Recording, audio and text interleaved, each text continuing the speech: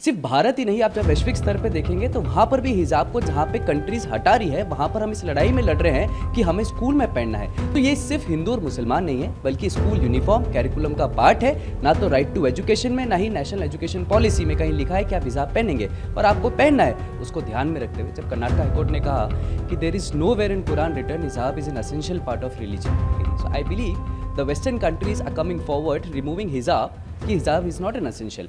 High court ने उत्तर प्रदेश के छात्र की मांग को खारिज कर दिया है, एक तरह से रिजेक्ट कर दिया है, जिसमें स्कूल में हिजाब पहनने की बात कही गई थी और कहा है कि इस्लाम में ये जरूरी नहीं है, ये सही नहीं है। देखिए, किसी भी विषय को समझने के लिए हमें लगता है कि कानूनी रूप से उसको समझना आवश्यक है।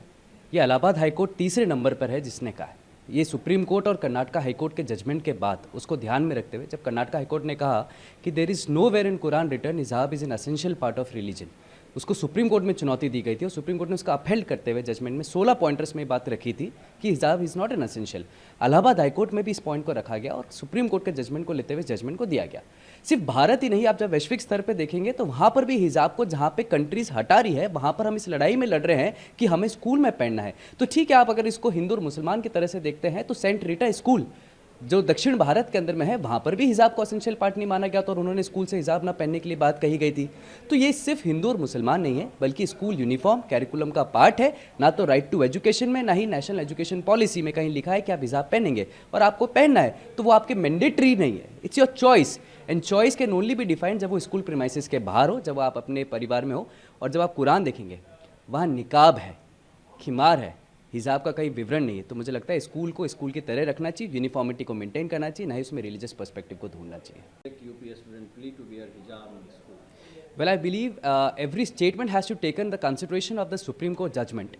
And the Honorable Supreme Court of India has very categorically defined and rejected the plea that hijab is an essential part of religion. Supreme Court said, no, it's not an essential part of religion, while upholding the judgment of Karnataka High Court.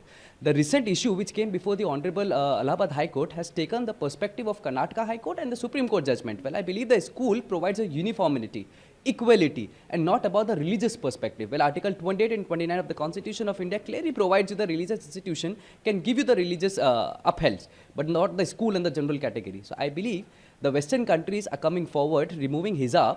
The Denmark is the case, the Norway is the case, and many other Western countries. So there are two pictures. One where people are coming out from the hijab perspective, and the another picture where the particular criteria fighting for the hijab rights. I think it's not a right, it's a choice, should be taken away from the school perspective and can be taken into a religious institute. प्रभातखबर.com, विश्वास वही, रफ्तार नहीं।